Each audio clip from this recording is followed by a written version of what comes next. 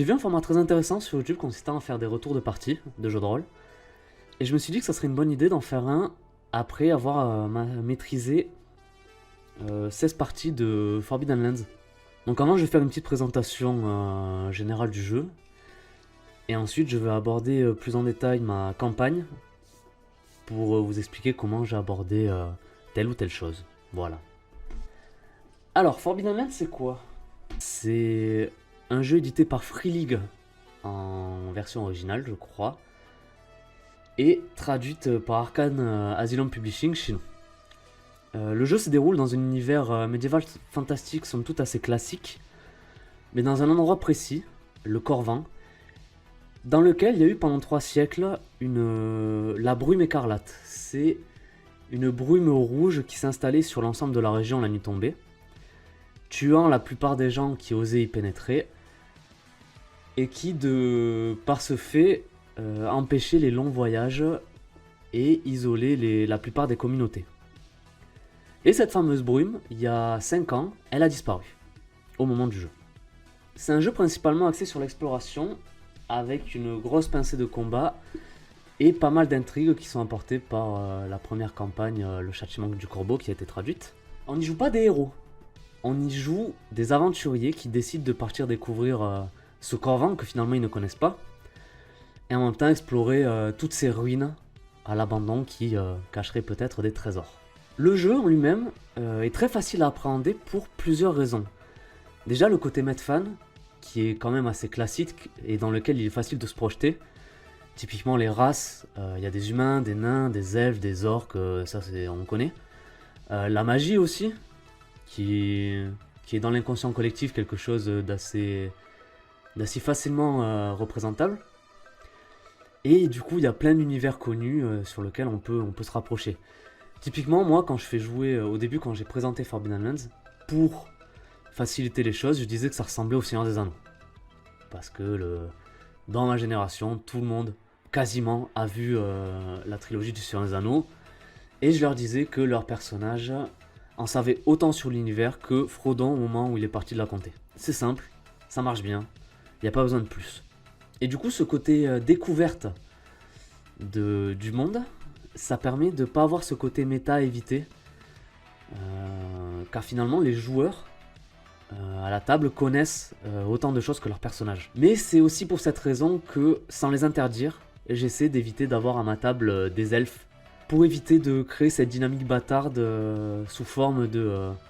Alors vous le savez pas, mais toi tu le sais parce que toi t'es un elfe, parce que toi t'es immortel, du coup ça t'es au courant. J'essaie d'éviter ça. Donc je leur ai demandé, ils ont totalement compris, de pas faire d'elfes pour leur laisser aussi le plaisir de la découverte. Alors autre point sur sa facilité, et qui au début peut paraître un peu déroutant, c'est le format de sa campagne qui n'est pas linéaire, comme beaucoup de campagnes qu'on peut trouver dans le commerce. En fait elle se compose de 12 sites d'aventure comme ils les appellent, et dans chaque site d'aventure ce qui est bien c'est que déjà il y a plusieurs matières pour pouvoir jouer plusieurs séances. Et nous, on est libre de les amener dans l'ordre qu'on veut. Et dans chaque site d'aventure, quasiment dans chaque site d'aventure, il y a un lien avec l'intrigue principale de la campagne, qui est très bien expliqué au début du bouquin, on n'est pas juste lâché dans les sites d'aventure, qui est très bien expliqué, et ça nous permet de les relier un peu comme on le souhaite, sans être vraiment forcé de faire de telle ou telle façon. Autre chose aussi, c'est que les sites d'aventure, ils sont pas définis géographiquement. Simplement, ils expliquent que s'ils sont dans la montagne, dans les plaines, près de l'eau, ou ça, vaut mieux les adapter. Mais du coup, sur la carte du monde, on peut les placer où l'on souhaite. Et je trouve que finalement, c'est assez facile d'adapter, même si à la première lecture, on se dit mais comment on va faire Ça paraît un peu déroutant, mais finalement, c'est très simple. Alors, le système de jeu. Le système, c'est le Year Zero Engine, utilisé par beaucoup de jeux de chez Free League, notamment Mutant Année Zero, Alien, Tales from the Loop et donc Forbidden Lands. Alors dans Forbidden Lands, on a 4, la cam s'il vous plaît, on a 4 attributs, force, agilité, esprit, empathie, et 16 compétences dépendant de ces 4 attributs. Quand on veut agir, on jette autant de D6 que notre score additionné d'attributs, de compétences et d'équipements si jamais on a des équipements qui entrent en jeu. Et dans la plupart des cas, faire un seul 6 surtout léger, ça suffit à réussir l'action. Ensuite, on a des professions et des talents qui permettent de spécialiser un peu le personnage, et aussi un atout et un terrible secret qui, en plus des effets mécaniques, permet d'ajouter un peu de couleur au personnage. Petite particularité de Forbidden Lands et qui se retrouve peut-être dans d'autres jeux de Free League du coup, on n'a pas de point de vie. Les dégâts se font directement sur les attributs. Par exemple, un coup violent va directement diminuer la force du personnage, alors qu'un monstre effrayant va pouvoir jouer sur son esprit. Et perso, je trouve que c'est un système très élégant. Au lieu d'avoir les classiques points de vie, je trouve que ça permet de très bien simuler une fatigue mentale ou physique d'un personnage, et qui va directement s'impacter sur ses jets de dés, car s'il a perdu de la force, forcément quand il va faire un jet qui en dépend, il va en jeter moins. Généralement, l'intégralité des points se récupère une fois qu'on se repose, mais par contre, attention à ne pas tomber à 0. Autre petite mécanique intelligente, c'est les dés de ressources. Pour les flèches, les torches, la nourriture, etc., on ne comptabilise pas tout ce qu'on a. On va leur donner des dés qui vont de D6 à D12. Par exemple, mon archer a un D8 de flèches. Dès que je vais utiliser mon arc, je vais jeter le D8. Si je passe à 1 ou si mon dé fait 1 ou 2, le dé diminue et passe à D6. Je réutilise mon arc. Si je refais 1 ou 2, j'ai plus de flèches. C'est comme ça que ça marche. Ça permet... Et par contre, si je fais pas 1 ou 2, le dé ne diminue pas, je garde mon dé de ressources de flèches. Ça veut dire que thématiquement, ça veut dire que je réussis à récupérer mes flèches après le combat, ou j'en ai eu assez, ou niveau des ressources, ça veut dire que j'arrive suffisamment à bien rationner ma nourriture pour pas en manquer, ou j'arrive à arrêter ma torche avant qu'elle ne se consume trop. Je trouve ça très malin. Alors j'aimerais aborder 2 points concernant le système, dont un qui fait beaucoup parler sur les forums et les pages Facebook du jeu. Celui-là, c'est la magie. Beaucoup de personnes à la lecture des règles la trouvent extrêmement puissante. Alors oui, quand on atteint le rang 3, voire le rang 2 dans des écoles de magie, on a accès à des sorts puissants, effectivement, mais qui nécessitent la dépense de points de volonté pour atteindre vraiment leur plein potentiel. Le problème, c'est que cette puissance, elle est proportionnelle au risque subi lorsqu'on jette un sort. Il y a ce qu'on appelle dans le jeu des incidents magiques qui se produisent. En gros, on va jeter autant de D6 que de points de volonté dépensés. Et si sur le jet on fait un 1, on a ce qu'on appelle un incident magique qui peuvent être très graves, voire mortels, sans possibilité de faire quoi que ce soit. Donc effectivement c'est puissant, mais il faut peser le pour et le contre, clairement. Ensuite, pour contrebalancer le truc, thématiquement je pense que quand même atteindre le rang 3 en magie, c'est quand même assez compliqué. Typiquement ma sorcière, ça fait 16 séances qu'on a fait, elle est rang 2 dans son école principale et rang 1 dans une autre école, car elle a trouvé un maître qui a pu lui enseigner un peu les bases de sa magie. Et ce que je comprends pas non plus, pourquoi la magie est autant décriée entre guillemets, c'est qu'il y a quand même beaucoup de sorts, beaucoup de talents, de profession, que je trouve aussi puissants en termes de dégâts du moins que les sorts de magie. Si on prend juste par exemple la voie de la flèche, qui est un talent de chasseur, au rang 1, on peut dépenser un point de volonté pour ignorer l'armure de la cible. Donc déjà la flèche elle touche. Et dans la même voie de la flèche, au rang 3, on peut dépenser autant de points de volonté pour rajouter un dégât. Donc clairement si on arrive à cumuler 8, 9 voire 10 qui est le maximum de points de volonté, on peut one shot littéralement pas de monstres mais beaucoup de PNJ qu'il y a dans le Corvan, ce qui est clairement équivalent en termes de puissance à beaucoup de magie qu'il y a dans le bouquin. Oui, pardon, je fais une petite coupure. Je me suis rendu compte que au montage, que j'avais pas expliqué comment ça marchait, les points de volonté.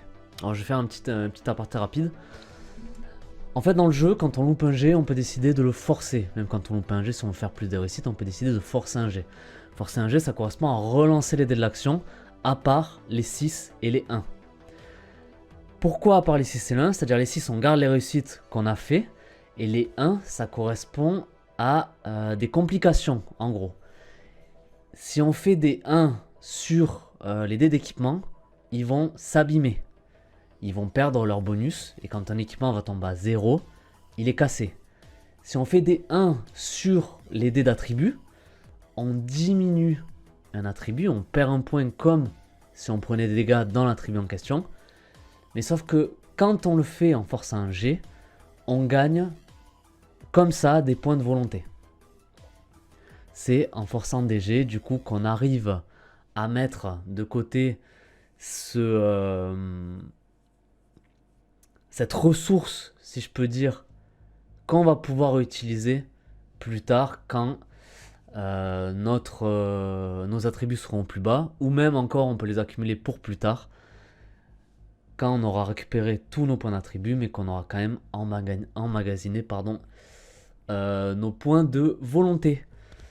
Je pense que c'est tout. Est-ce que j'ai oublié autre chose? Non. Tchuss. Pour moi, par contre, le vrai truc ultra fort du jeu, c'est le talent chanceux.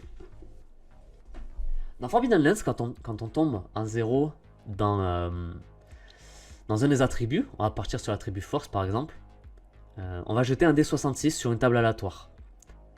Ça va déterminer le type de blessure critique qu'on va recevoir. Et avec le talent chanceux au rang 3, on choisit la blessure critique. Alors c'est-à-dire qu'un guerrier orc qui vient d'abattre son énorme hache sur vous et qui vient de vous faire perdre vos derniers points de force, mécaniquement ça pourrait se résumer à une petite griffure sur la joue. Et voilà, et ça encore une fois je trouve ça extrêmement fort et je trouve ça aussi dommageable car je trouve qu'on perd pas mal l'enjeu des combats avec ça. Mais on va y revenir pour savoir comment on a géré ça dans ma campagne. Du coup, ma campagne, elle est composée de 4 joueurs. Astrid, une humaine chasseuse, Dolza, une humaine sorcière, Enguerrand, un humain guerrier, et Ulysse, un vulpérin barde.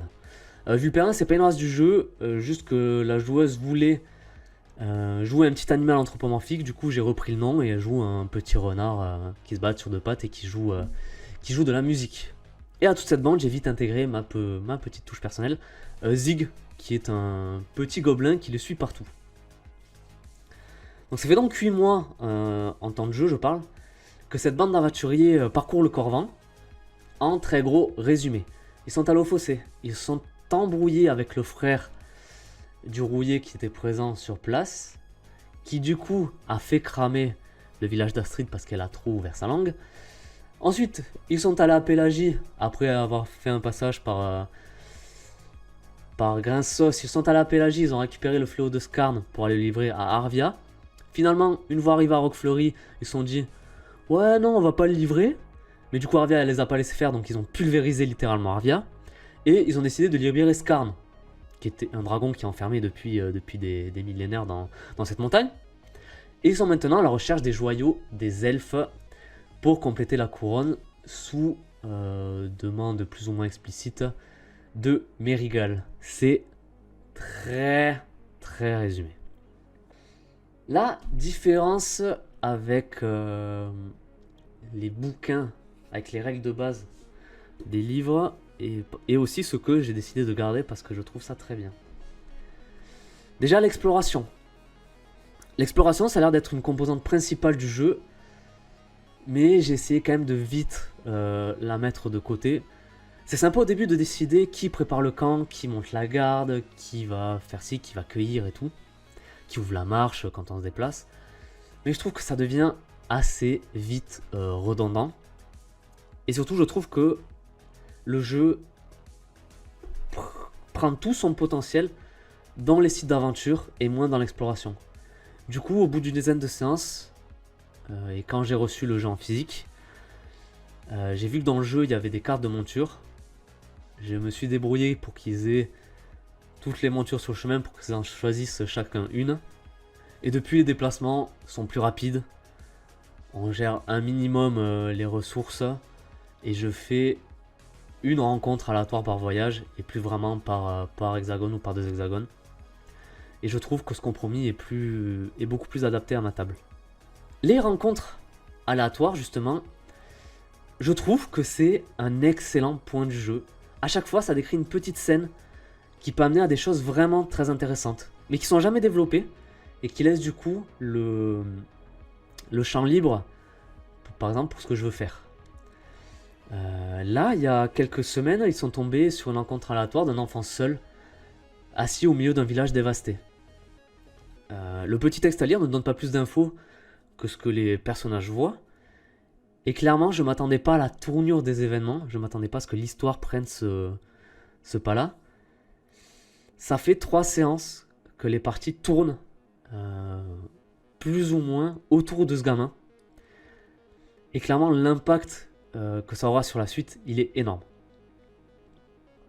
Après, j'ai la chance d'avoir des joueurs qui, dès que je leur mets un petit truc, ils rentrent dedans. Du coup, c'est ultra plaisant. Mais clairement, c'est l'univers qui permet ça. J'en dis pas plus sur cet enfant pour pas spoiler, je sais pas si certains vont regarder la vidéo. Mais voilà, les possibilités de jeu de par ces rencontres aléatoires, elles sont vraiment, vraiment incroyables, je trouve. Il y a, dans chaque rencontre, dans chaque lieu, dans chaque point d'intérêt en plus de lieu, des petits textes à lire, des petits textes d'ambiance. Généralement, je suis pas fan quand les jeux me disent clairement lisez ceci à vos joueurs et elle pourra ensuite balancer un pavé de description. Ça me sort un peu du truc quand je suis joueur. Mais dans Forbidden Lands, alors, moi c'est mon avis en tant que maître de jeu, ils sont très bien ces textes. Déjà, ils sont courts. Et ensuite, sans forcément décrire avec précision le lieu, c'est plutôt que ça met dans une atmosphère qui permet à chacun d'imaginer le lieu qu'il voit. Parfois je les adapte, par contre je les utilise tout le temps. Ensuite, maintenant on va parler du roleplay et des règles. Normalement, j'ai tendance à mes tables de gérer les conflits sociaux avec du roleplay. Je trouve ça plus fluide, ça permet de limiter les jets de dés. Pour moi, il n'y avait que des avantages. Mais Dolza, la sorcière qui est à ma table, qui a créé son personnage et qui lui a donné des compétences sociales assez développées, elle était assez frustrée finalement que les points qu'elle a investis servent rarement. Ce qui est totalement compréhensible. Du coup, j'ai essayé un peu de changer ma manière de faire. Et je me suis penché un peu plus sur les règles de conflit social du bouquin. Qui sont, je trouve, très fluides et qui permettent très bien de s'adapter au roleplay. Après, j'ai quand même essayé de faire un entre-deux. Je laisse les joueurs faire les discussions roleplay et me dire quand ils veulent faire intervenir les règles. Même moi aussi, quand ils essaient de convaincre quelqu'un, quand ils essaient de pousser un peu trop, je leur dis fais ton jet de dés, on verra comment ça se passe. Mais les deux se cumulent bien. C'est très très fluide dans l'ensemble. Les combats. Alors les combats, c'est toujours une partie délicate pour moi parce que c'est pas vraiment ce qui m'intéresse le plus. Généralement les combats tactiques, j'entends, dans les jeux. Alors déjà, première chose, le fait d'avoir des portées sur les attaques et pas des distances en mètres, c'est une excellente chose. Pour l'instant, on joue sans battle map, on fait tout grâce au théâtre de l'esprit, et on arrive plus ou moins à savoir, à essayer d'imaginer un peu la situation, si on est au contact, à portée proche, courte d'un ennemi ou des objets dans la scène. Donc ça reste assez fluide. Quand on a compris quels dés sont à lancer en fonction des armes, des talents et des équipements qu'on a, on perd pas de temps, ça s'enchaîne assez bien. Le système d'action rapide et d'action lente, assez classique, mais il marche très bien. Même s'il m'arrive encore de faire quelques approximations pour toujours ce souci de fluidité qui, je pense, est peut-être un défaut chez moi. Car des fois, ça déséquilibre peut-être un peu forcément le système. Et le système d'attaque de monstres, par contre, que je trouve vraiment génial. Chaque monstre du bouquin à une table aléatoire. On jette un D6 et à chaque résultat a une attaque. Je le fais tout le temps. C'est très fun à jeter les dés et dire oh, putain, du coup il va faire ça. Parce que y en a qui mettent vraiment des tartes. 12 dés de dégâts de peur à tous les ennemis à portée proche par exemple. Sachant que rien ne protège des dégâts sur l'esprit. Quasiment rien. Et que l'esprit, quand tu crées un personnage, c'est pas forcément le truc que tu vas mettre en avant. J'ai eu pas mal de moments de folie chez les personnages, vraiment. Mais ça reste ultra intéressant. Mais pareil, il y a le même système de traumatisme psychique qui correspond aux blessures critiques, mais pour l'esprit. Et ça peut aller très vite, et certains, hop, le personnage, il va à la poubelle, quoi. Mais pour moi, c'est clairement pas un reproche, au contraire. Au contraire. Et du coup, là, mes joueurs viennent de comprendre la dureté des combats. Ma sorcière s'est fait mettre à terre au tour 1 d'un combat contre un démon qu'elle a elle-même invoqué suite à un incident magique en utilisant la magie qui est voilà surpuissante apparemment. Et ils ont quand même tous perdu le combat. Il est venu, le démon a pris ce qu'il voulait, il est reparti, point. Et en plus de ça, pour résumer, il y a eu un pied de perdu, un doigt, et il y a beaucoup de cicatrices et de séquelles sur la peau des personnages. Alors qu'évidemment en partant ils étaient tous jeunes, beaux et flambant neufs. Ce qui n'est clairement plus le cas. Pour revenir rapidement sur le talent chanceux, pour savoir comment je l'ai adapté à ma table. Pour refaire un résumé sur le talent chanceux, au rang 1, ça permet de relancer le dé. Au rang 2, ça permet d'inverser le chiffre du dé. Si on a fait 61, on inverse, on fait 16. Et au rang 3, comme j'ai dit, on choisit. Pour l'instant, Dolza, qui est la seule à avoir pris le talent chanceux, est au rang 2. Ce Kevin, le joueur, sait que ça perdrait peut-être un peu de son intérêt. Mais je me suis mis d'accord avec lui. Si jamais il veut passer rang 3 sur le talent chanceux, du coup qui fait qu'il pourra choisir ce qu'il veut faire, je dirais quand tu choisis tel chiffre, tu ne peux plus le reprendre. Par exemple, s'il choisit une blessure critique peu handicapante, par exemple, il se fait broyer la main, ça va l'handicaper pendant un des 6 jours. Et après un des 6 jours, sa main elle revient normale. Et il peut le prendre, mais il ne pourra plus le prendre par la suite. Sinon, c'est trop facile. Et j'aimerais quand même, vu l'orientation que prend la campagne, que les combats aient un peu plus d'impact. Enfin, garde l'impact qu'ils ont de base et qu'ils ne soient pas anéantis par le rang 3 de chanceux. Alors, j'ai l'impression que depuis tout à l'heure, je fais moult éloges sur le jeu, mais je trouve qu'il y a quand même des trucs dommages. Mais c'est peut-être juste que ça ne correspond pas à ma manière de maîtriser. Déjà, les sites d'aventure où j'ai l'impression qu'on a peu de raisons, il y en a beaucoup, on a peu de raisons d'y revenir. Quand on y est, ils présentent plein de situations, ils présentent plein de trucs, et du coup, on a envie un peu d'essayer de mettre toutes les graines.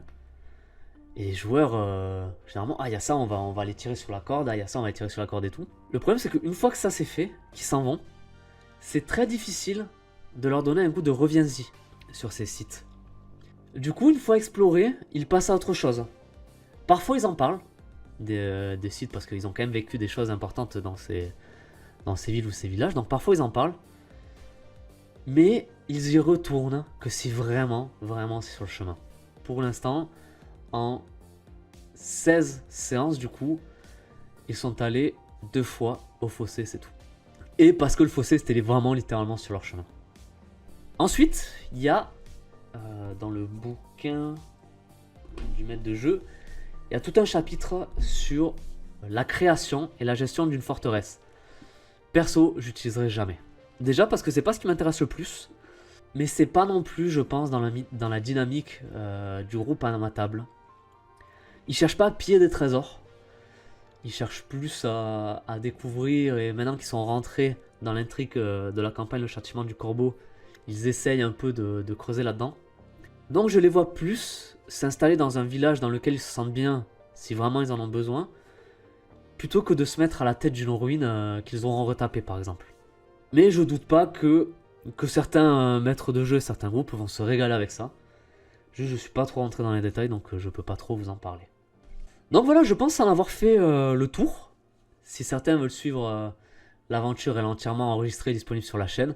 Si vous voulez vous taper du coup plus de 50 heures de let's play, faites-vous plaisir.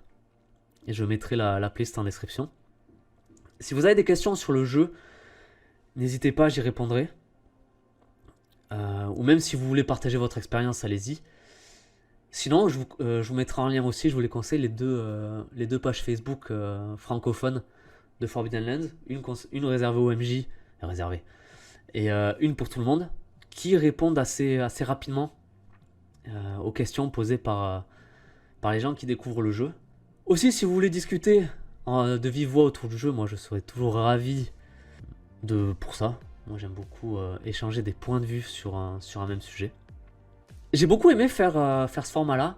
J'ai essayé de faire un peu le montage pour rendre le tout un peu plus digeste. Désolé si je parle encore un peu du nez, je suis un peu pris. Mais j'espère que quand même ça vous a plu. Je pense que je referai la même chose sur les autres campagnes que je fais. Notamment Fallout, que je suis en train de faire en tant que joueur. Et qui a beaucoup de choses à dire. Du coup ça sera plus sur le système et non pas sur la campagne qui a été écrite par Kevin qui joue Dolza du coup.